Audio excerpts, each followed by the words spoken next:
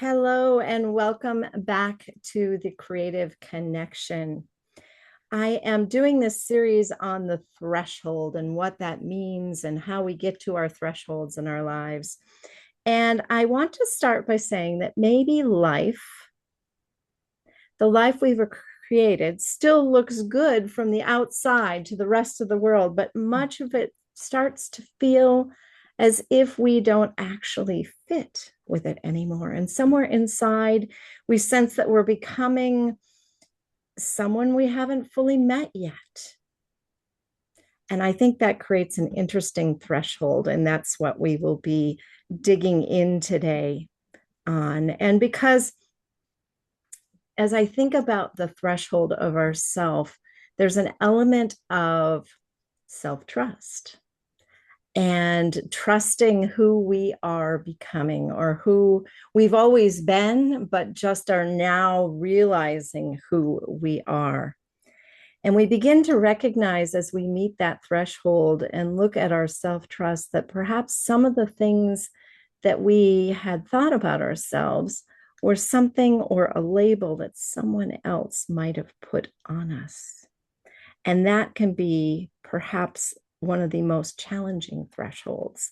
It's the ability to move forward more into ourself and away from an identity that someone else has put on us.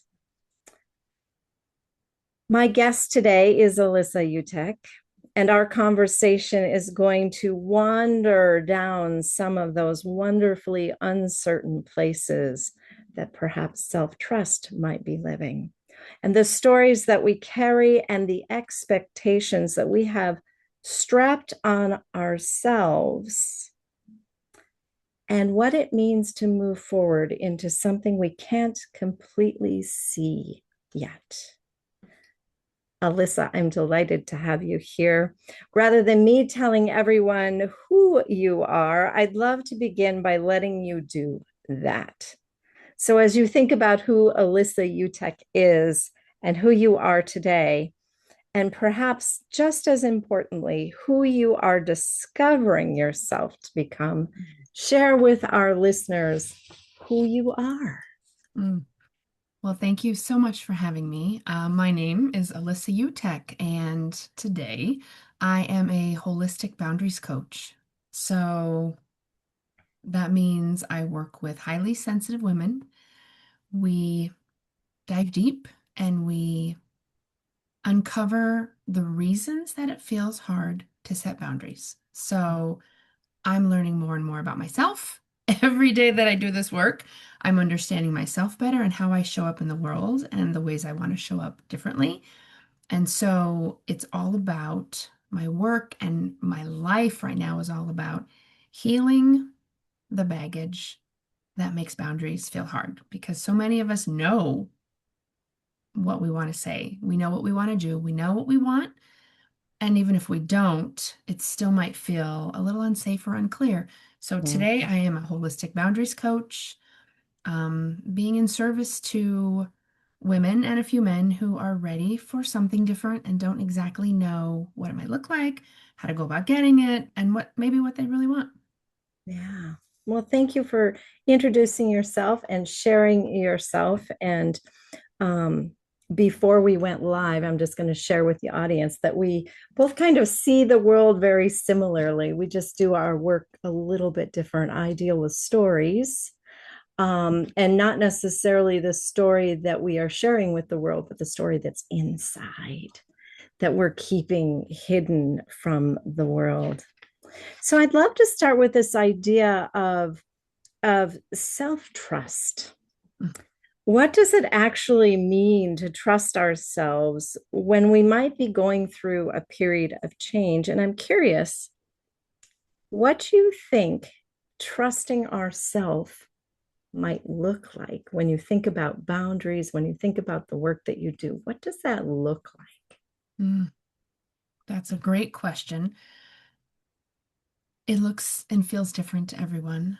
I am coming to understand it as tuning inside more and more. So, like you said, you work with story. and you work with the stories that are inside of us that may or may not have been put there by other people.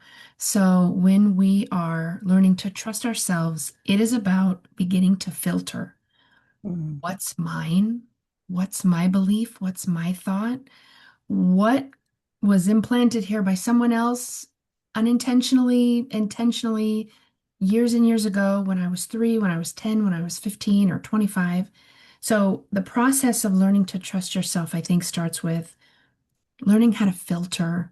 Oh, that belief is not mine. I don't need it anymore. Let's find a way to release that. Or oh, this is mine, or this is a new part of me that I want to step into. So it's about hearing the voices and starting to discern what's mine, what's not mine. And it is a muscle, it's a practice. So I don't want people to feel bad if they can't listen to trust themselves or hear that voice yet, because I think we're all still working on it, but it's definitely a practice and it's a muscle that you can build. Yeah, the first couple of interviews that I did in this series, we were talking about that whisper or that nudge or that pull or that Mhm. longing, that's something that's really deep inside of us that's trying to come up. And maybe it's always been there trying to come up, but we were not quiet enough to hear it, to actually feel it. So you mentioned going inside. What does that look like? Because someone might automatically assume that, and we know what that means, but that you're talking about meditation. And I know for me, it can involve meditation, but it's not necessarily meditation. So, what does that look like to go inside and to begin to filter or listen to the little bits that are trying to make their way up and out? Mm. I love that you make that point that yes, it's going to look different for everyone.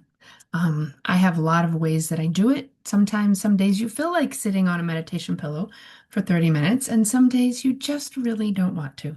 So there are lots of ways, and your reference to the whisper really is a good place to start. It really is about getting quiet, Mm. even if it's just for 2 minutes.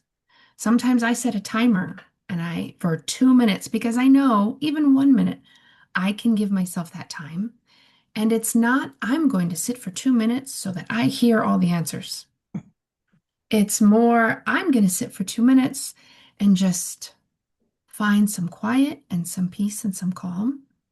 And Yes. that will benefit me whether I get the answer that I'm seeking, and I may, or it's just me sitting for 2 minutes.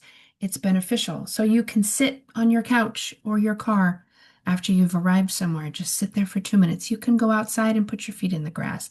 You can meditate in a more traditional way.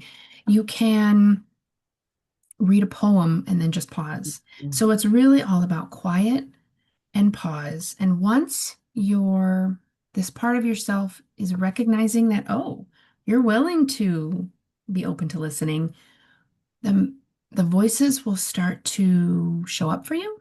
Your own wisdom will start to show up. It'll get a little louder and you'll be able to hear it more easily. And that can maybe just start this conversation with your wisdom, whatever you want to call it, your intuition, your higher self, all the things. So just start with quiet, even if it's 1 minute. Yeah. So that brings up, when I first began the work that I do many years ago, but most formally about 5 or so years ago, I had women primarily, men not so much, but women primarily would be afraid to slow down enough Mm, to listen. mm, What might you say to that person that might be listening? It goes, oh, no, no, no, no. If I stop, I'm going to be flooded or I'm going to be mm, overwhelmed with all of this stuff. And that might be coming to them from something that is an old wound that has not scarred yet. And we do much better if we're coming from the scar rather than the open wound. mm. So, what might you Mm. say to that person that might be listening that says, oh, no, no, no, no, no. Oh, first of all, I hear you. I understand completely. So often, again, like you said, especially as women, we are keeping busy Yeah. because there is discomfort we do not want to feel. And I empathize so much. And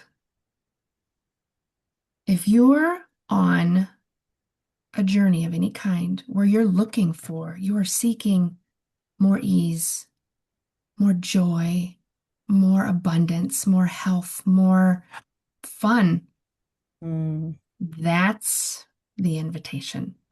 The invitation is to begin even slightly to start to be with that discomfort, whether it's I got to keep earning my place in the world, or whether it's, oh, that conversation I had last week with my sister that I'm still uncomfortable about.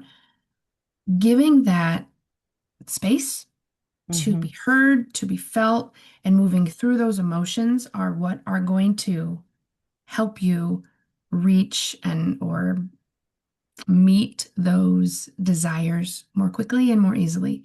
So, yes, it is uncomfortable. And yes, that's the invitation. Yes, absolutely. Absolutely. And would you agree, maybe not, but would you agree that sometimes when that discomfort is beginning to build because we have begun to slow down a little bit, maybe to just take a minute or two a couple times a day, or maybe revisit journaling that we used to do. Mm, Now, I've done morning pages for the last nearly 30 years. mm, And so I know that if I can do that first thing in the morning, my mhm. day goes so much smoother because I don't Oh, have the garbage from yesterday hanging out in my head I for love the day. It also helps with the processing. it. Mhm, But wouldn't you agree that when that discomfort starts to happen, it is a sign that we are either outgrowing something, mm, getting ready to shift, mm, or awakening to ourselves in some way, shape, or form. And that is the opportunity, that is the door, that is the threshold to continue and to not stop. mm. Definitely agree. I think of it as that next layer. Mm, Anything that comes up that is discomfort, whether from last week or 40 years ago, it's coming up because you're ready to mm, handle it. It's ready to be healed. It's ready to be looked at. It's ready to be processed through journaling. It's ready to be expressed grief, anger, shame, guilt, however you want to go about processing. And I have, a lot of tools that I work with my clients and work with my family and friends. So there's a lot of ways that you can go about it, but it is definitely, if it's coming up, it's your invitation to let go of something, heal something, and be a little lighter as you move forward for the rest of your day. yeah. In one level of the work that I do, I work a lot with presence, and I express that that is not the opportunity to go and distract ourselves or to numb ourselves or to have an extra glass of wine or to overeat or to do whatever else that you might be prone to do. That's the opposite of Mhm. what's happening. And sometimes it's because our system, our entire system, is becoming very, very sensitive to all these things that we have perhaps distracted from for so Mhm. long. What would you say to that person that's what's Mhm. happening? Oh, yeah. So the things that we have shoved down over the years, they are still there. And unless and until we are ready to process them, again, it does not have to be painful, does not have to be a big deal, and they're there. So, I've heard someone call them buffering activities, and that Mm, really made sense to me. So the wine or the food or the Netflix or the phone, whatever it is, first I would say try and let go of all judgment Yeah. because here you are doing your best to take care of you. And might not be the most beneficial way at the time, but it serves you for some reasons. And I don't want to add shame, blame, shame, or guilt on top Right. of what's already there. So, you know, when I'm having just a more casual conversation with someone, either in an interview or in a networking, it just really is about, like you said, becoming present. So just if you can Yeah. start to get that awareness, Yeah. oh, I'm going for the Oreos again. Yeah. Like when my I mean, this is something that I'm becoming more aware of. When my hands want to grab my phone, I'm just like when you can feel it, you're like, I need to check the weather or whatever it is. Awareness and then pause and then take 3 breaths that are just a little deeper and a little longer than usual. And then you can choose from that place. And maybe you do watch another episode of Netflix. Great. Maybe you do eat a cookie. Great. But if you can start to become aware, you can start to interrupt the pattern. And then when we have choice is when we really have power. Yeah. Yeah. Absolutely. I shared last week.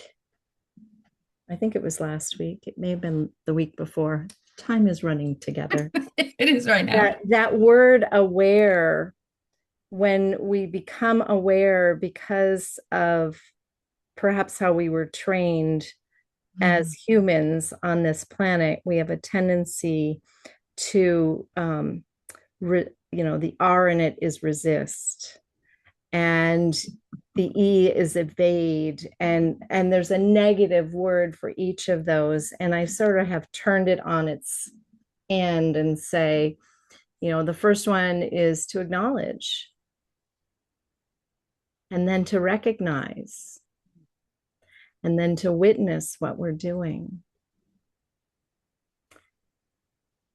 And then begin to move towards what it is that you are acknowledging, and not, again, not using shame. And if you need an Oreo, you need an Oreo. That's just the thing. You need one, but be aware that you need one, and just pay attention to the opportunities or the times that you go for that phone or that Oh, yeah. Oreo or that whatever, and maybe just make a mental note or a Mhm. written note or something to increase the awareness, Oh, definitely. Did increase the witnessing, and at some point in time, you may be able to move away from those. mhm. Absolutely. Yeah. Did you just get a text from someone and you wanted to go buffer? Did you hear some disturbing news? Did you want to Yeah. go eat or, disconnect? It's human nature to want to avoid feeling uncomfortable and the pain and the sorrow. And so it's understandable. And like you said, if you can start to recognize the pattern, maybe Yeah. then you can go heal the relationship or, make changes that can help you know, Or get make a out of. decision about the relationship too. I mean, that's the thing. Yeah. Sometimes, and I think that kind of goes into sort of the next question I have, is that perhaps as we go through our days and our lives, we realize that we have become, and I'm going to use this word on purpose, attached to certain things that we believe are a part of our identity. But when we begin to notice that those things begin to become uncomfortable, Mm, and maybe when we're in those situations is when we're reaching for the Oreo or when we're reaching for the phone, or mhm, and is that an opportunity to go, something doesn't feel right here. Do I need to make a shift? Is it me? Is mm, it this connection? What do you say to that?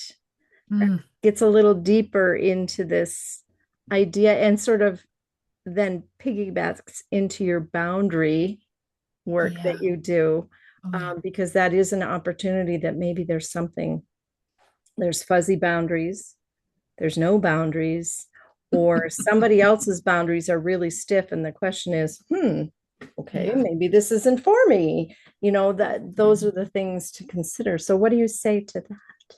Oh, good question. So it is, with the awareness, the question I ask myself is, okay, what was I just doing? Hmm. What was I just listening to? What was just happening? So I'll go through my day and I'll feel that like I'll get deflated all of a sudden. My energy just goes. I'm like, oh my gosh, I need a nap. And it can happen so suddenly. And I'll think, okay, what was I just thinking about? Maybe it Hmm. was a part of my business that is heavy for me and I avoid or procrastinate or don't want to do. Maybe it's, a phone call or needing to call someone and have a conversation that I don't want to have. So awareness, and then what was I just doing, thinking, feeling? And the boundaries, they don't always seem obvious, but they come in here. They come into play with everything. In this work, I've realized we have a relationship with absolutely everything in our lives, our family and our friends and food and our jobs and our money and our technology, our devices, our sleep. We could go on and on and on. We Hmm. have a relationship with all of it, and every relationship has a boundary. And like you said, it might be firm and healthy, or it might have giant holes like Swiss cheese, or somewhere in the middle. And when we can start to look at the relationship, like, okay, how is Hmm. this relationship working for me? That relationship with your neighbor, that relationship with your Netflix account. And so you start with the relationship, and then you can start to sort of unravel or reveal how firm my boundary is in that relationship. And Yeah. then that kind of starts to help you understand where that energy goes or where you are getting energy from having, healthy boundaries and healthy relationships. Yeah. So one of the questions that keeps popping up for me, and it's buried in this series of conversations that I'm having, and it has to do with reinvention Mm, versus becoming. So mm, when I think of the word reinvention, and perhaps there's some of our listeners are thinking this too, reinvention means to me in this moment that I have to recreate myself.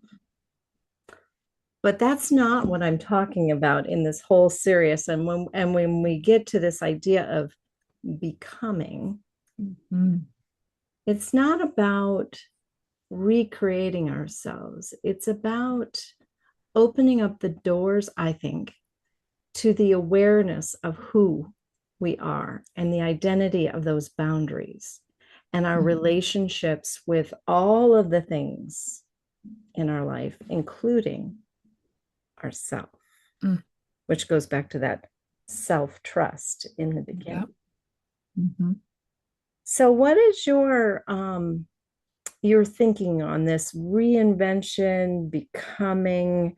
What is your thinking on that? I love your perspective and I agree completely. I mean, a lot of us, we do our own self-work. And so when I have some breakthrough or amazing retreat that I've attended, or, a session with someone, one of my, mentors, healers, it's like for a while I wanted to say, "Oh, I'm a completely new person." And then I realized, no, I am more of myself.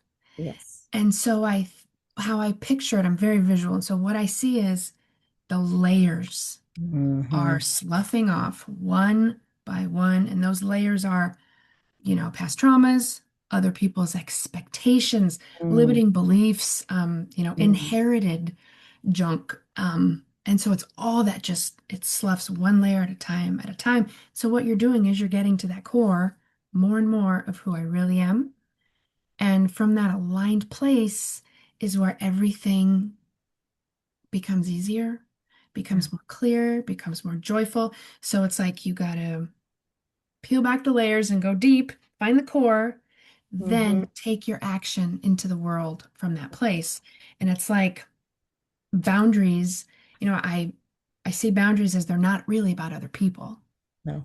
Boundaries are permission slips to be myself again, Yeah. like to be who I am and then go out into the world from that place.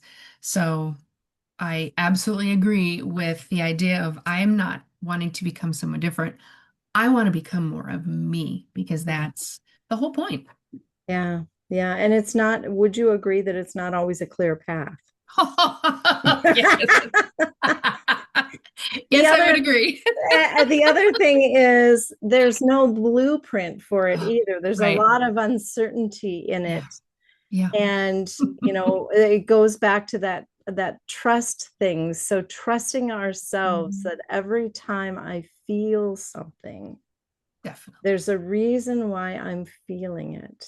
Mm. And I don't know what the reason is right now, but I know that there's a lesson in this Yeah. feeling Mhm.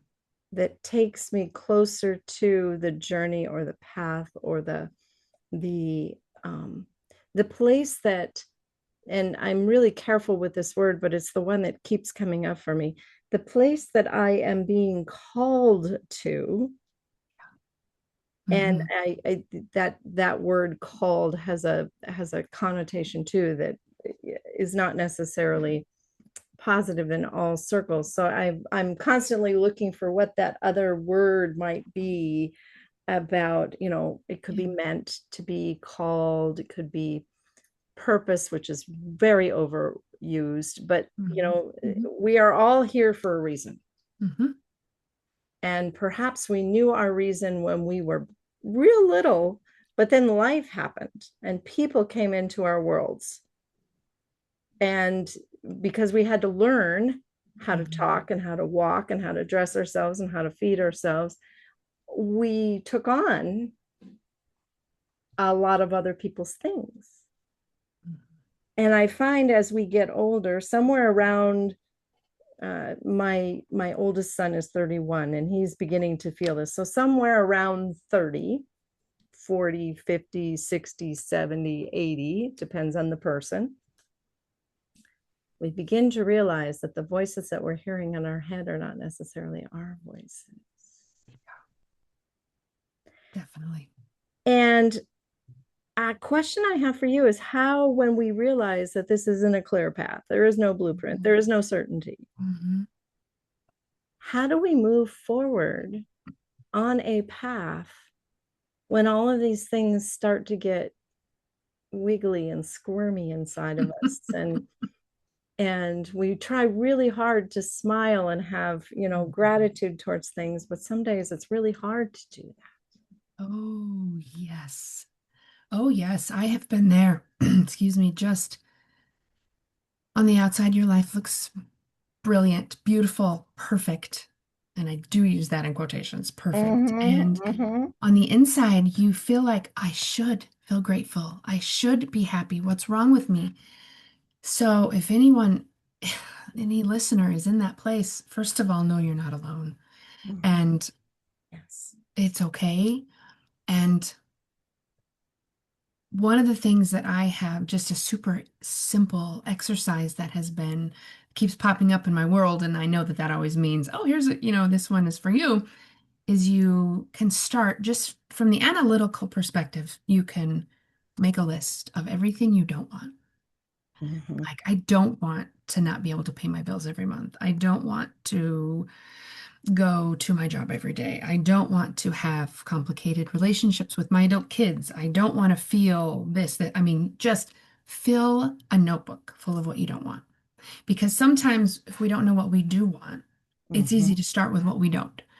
Um, and then you can, over time, it doesn't have to be in one sitting, go back and look at those and see if you can flip it and think, okay, I don't want to have an angry relationship with my adult child. Okay, what do you want? I want to have safe, open communication or whatever it is for you.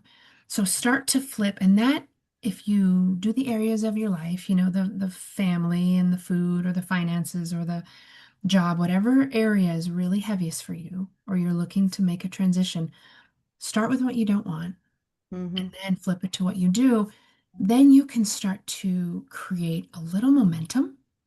Oh, Mm-hmm. I want a job where I feel heard, or, I want a job where I can speak or teach, and then it sparks something. And so then that gives your brain a job. The other aspect of it is you had mentioned a little, you alluded to this, is the emotional side. And so your body will tell you if something is for you at this time or if it is not for you at this time. And so start to tune in. Again, it's a practice, it's a muscle, especially if we have been just working in our head only for years. And that's Mm-hmm. okay because that's how we were trained. But once you start to tune in, like if something feels heavy to me, I'll feel it in my stomach or my chest or my throat feels tight or it just feels like raw. So start to notice what your body's telling you. Mm-hmm. And then when you can figure out what lights you up and what signal your body gives you, follow that thread. If it's the tiniest bit of joy, if it's watching a comedy show or listening to a fun podcast or taking a walk in nature or going to the library and browsing the nonfiction section, find a tiny bit of joy that lights you up and follow it. Because that's what starts to, like you said, open the doors of possibility for what might be pulling you along. Like you Yeah. said, the calling or whatever it is, it's going to pull you along, and joy is going to be the path. Yeah. Well, and there's a word in there that comes to mind, and that is opening the door to curiosity and experimentation, Hmm. to find ourselves, to grow, to find those things that will make us smile or giggle or chuckle. And it will be our own internal little joke. Um, I remember a woman that I worked with, and she knows I share this story all the time. She came to me because she wasn't happy and she wanted to figure out what would make her happy. Hmm. That was not why she came to me, but that was the reason that she offered Right. to me. And at the end of our time, I circled back to that, what makes you happy? And she could literally list them because of this idea of curiosity. Yeah. So that's what I hear in what you just shared, is that the being willing to be curious, Yes. to try new things. Absolutely. Yeah. So if someone is listening right now and has no idea how to start that, I mean, the idea of jotting down everything that they don't want seems overwhelming, Absolutely. which means then flipping it on the other side and trying to find the things that you do want. Mhm. What would be something else they might be able to start with that's small, Mhm. that could help them begin this listening aspect to who they Mhm. are and the voices inside? So that is a great question because the last thing I want to give people is a big, overwhelming task, right? This is not about homework. Yeah. This is about what can feel easy to you. So, really, especially when we're in a place where we're uncomfortable, where we're discontented, where we're not happy, all the other feelings, it really can come back to the nervous system. Mm, And our nervous systems, oh, in today's society are so fired up so much of the time. I mean, constantly, so that we don't even recognize. And so that gets our brain going like the hamster wheel, right? So it's like, I gotta do this, I gotta do this. Shoo, shoo, shoo, shoo. That is not conducive to hearing that inner voice. no. So I tell people, if you can, start with the nervous system. And I know that might sound complicated. We're going to make it easy. So I do actually have a free gift that I think you're going to put Yes. in the comments of this. It's called Seven Simple Ways to Soothe Your System and Shift Your Mood. So really, it's eight because I like to give. It's eight very simple, easy, quick tools. You can pick one. It can be a minute, maybe 2 minutes. It can be 30 seconds. And use that tool to just help you try and get back into your parasympathetic Mm. and feel grounded and safe and centered.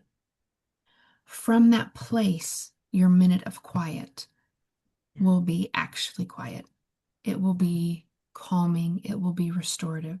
So our brains are all working overtime, and we Mm. give them all this work to do, and they're so powerful and they're so fantastic, and they need some help. So the help is that heart space. It's that intuition. It's that supported, calm place within us that we can access from quiet. So if we can give our brain a break, it's just like, I'm going to give you a break for 2 minutes. And then you can use a tool and just get quiet. You can really make big shifts just learning how to do that for a minute, a few times a day would be a Yeah. great place to start. Yeah. And I think what people will discover is that in that minute or so over time, it not only calms the system, it also will open the door to that voice that's Mhm. trying to be heard, but the noise outside is so loud, it can't be heard. That's exactly right. We got to Yeah. get quiet before we can hear. Yeah. And that is also our opportunity to learn to be able to trust what we're feeling, Mhm. because without the trust of our own internal system of what we're feeling, Mhm. it's difficult to find the things that we know that we don't want, that we know that we do want. And it's also difficult for us to actually know who we are. Mm. Yeah. And that calm is so important. I've come to call it when somebody, when I'm talking with somebody, usually in a networking or some other space where they don't truly get what I do, right? Yep. You can probably relate to that. They don't really get what I do. And I Yeah. say, the work that I do allows you to give yourself a 2-minute timeout, but not because you've been bad, but because you have been so good and followed all the rules for so long. Oh, It's time that you need to stop for a moment and just be oh, with you. I love that. I love, And I think that actually takes oh, yeah. oh, okay, I think I can do that. And then the curiosity about, okay, what else and what else and what Yeah. else. And I think that, I love the tool that you're providing to the Mm. listeners today. I think Mm. it's a great tool and a great starting point Yep. for for anybody. Hmm.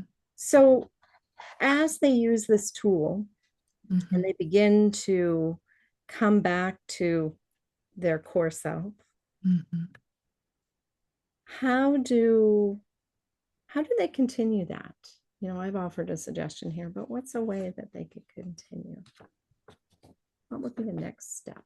Well, as far as their journey to continue figuring out what they Mhm, want, who they are, hmm, mhm, that is an excellent question. I guess what helped me and what helps me is, we know that there's so many voices out there. mm. And some of them are in our heads and they might not be ours, but there's a lot of really wonderful things going on in the world. Yes, Especially for lifelong learners, I can always learn more. There's yes, entertainment, there's advice, there's, funny reels on Instagram. There's so much out there that can be consumed. yes. And when it gets to be too much, I think that's what overloads our system, and Mm, there isn't any space to create. So and you are the creative connection. Yes. So you know Yes. all about this. So when we can kind of flip that just a little, even for a short time in the day, doesn't have to be sit down for an hour and create. Nope, that's like that's overwhelming and too much. Yeah. But if you can give yourself using these tools or getting quiet or having a little bit of space to start to build that creation muscle, again, Yes. it's a practice. So don't feel Yeah. bad, but pick something where you are creating, whether it's your coloring or your music. And you can start, I like to lean in with other people's, right? So Yes. I turn on music and I sing along and I dance around. But just if you can get your body and your spirit in the energy of creating, Yes. that is, as you know, also the way 100%. to start yourself down this path of the things that you want more of. Yeah. Yeah. In fact, one of the things, and I'm just going to throw this out because this might be a good tool for you to offer to your clients too, is if they found that they are in the yes, but routine, Yep. I suggest they go take an improv class because one of Mm, the games is yes yeah. and it expands our spontaneous ability to respond with an and rather than a but, because a Mm, but is a wall. yep.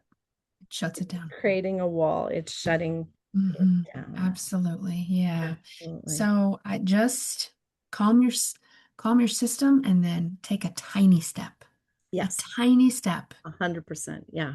Yeah. And you mentioned coloring, and my husband and I got married when I was 22, he was 23. So we were babies when we got married. And my mother-in-law always had coloring books all over. Now she Mm. was, if she had been a woman in a different timeline, she was a fabulous painter, Oh. but she didn't allow herself enough time to paint, but she did allow herself time to color. Mm. And I remember asking her once, I said, why do you have all these coloring books? And she said, because every once in a while I get really frustrated at something and I have to go do something creative. So I pull out a coloring, and she literally had them all over her house with pencils and crayons and whatnot. But that was her ability Mm. to not get lost in the spinning cycle that we can do that when we get frustrated or Mm. angry or one. So the fact that you mentioned coloring, that story about my mother-in-law popped into my Oh. head. I love that she did that for herself. Yeah, And I don't need to tell you this, but it uses a different part of the brain. 100. So that's what helps just, that's another way to help interrupt the pattern of the hamster wheel. So yeah, Exactly, absolutely. exactly. Yeah, Brilliant. yeah. Well, Alyssa, it has been a joy Mm, chatting with you today about all of these different things, from trust to change to releasing stories and expectations, boundaries, all of these things. And as our conversation has evolved, which is what they do every time, we realize how interconnected all of these are. mhm. And that interconnectedness, if we look at it and we can begin to pull the pieces out that we don't necessarily need, we get to that person that we are becoming, always Yes. have been, Yeah. and we are becoming. And we realize that we can trust some of the things that we feel, and they're there for a reason. It's kind of like the spidey sense, the hairs stand up on the back of the neck and the Yes. goosebumps happen. They Yes. are real. They are there for a Hmm. reason. Your system Hmm. is trying to tell you something, Yes. but it can also tell you the good too. Hmm. Oh And yeah, that whisper and that voice inside are some of the opportunity for us to pay attention definitely. to the good and to Definitely. trust ourselves on that. Mm. And I think this whole conversation has been around that invitation to a threshold. I think we Mm. have thresholds every day. We have decisions we make every day. And then we have those big decisions that we have.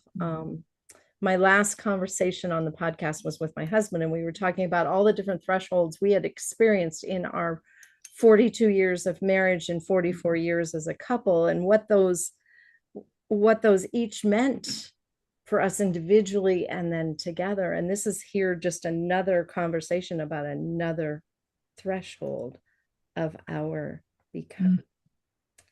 So before we close, Alyssa, I would love to have you have the last word. And so I have a question for you. Okay. Okay. For the person listening Mm-hmm. who can feel that something in their life is starting to shift, but doesn't yet know what comes next, what would you want for them to know about trusting themselves on this journey? Well, I would start with saying you're not alone. I know that we are all here for a different reason, and it's more than one reason. And this next reason for you may be yours and yours alone, and you are not alone. There's support, there's friends, there's coaches, there's communities, there's podcasts, there's so many ways that you can feel connected even as you are figuring out this for yourself. Yes. So that would be the first thing. The second thing is always you can do this. You can do it. You're being nudged for a reason. Yeah. So it is guided. It is perfect for you in the moment. Wherever you are today is just right. And you can do this. Just continue to follow that thread of joy. Yeah. Thank you so much, Alyssa, for joining me and for being willing to explore this with us. And to those of you listening, perhaps your invitation this week isn't to figure everything out. Don't figure everything out. Instead, take a little space to listen. And as I usually do at the end of my podcast, I have 3 questions for you to consider this week. What do you already know? What might you be ready to release? And here's the big one. Am I becoming what I give myself permission to trust? And will that be next? Or do I need to open the door and give myself permission to do something new and different that I've always wanted to? Remember, you do not need the blueprint. Maybe you just simply need enough space and quiet for the next step. Until then, keep listening, keep trusting, and keep creating the connections that allow you and those around you to become more fully who you are. Thank you.